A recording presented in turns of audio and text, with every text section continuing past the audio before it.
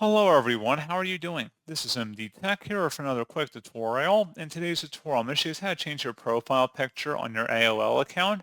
So this should hopefully be a pretty straightforward process, guys. And without further ado, let's go ahead and jump straight into it. So all you have to do is select your username up at the top right. Go ahead and select it, and then select account info.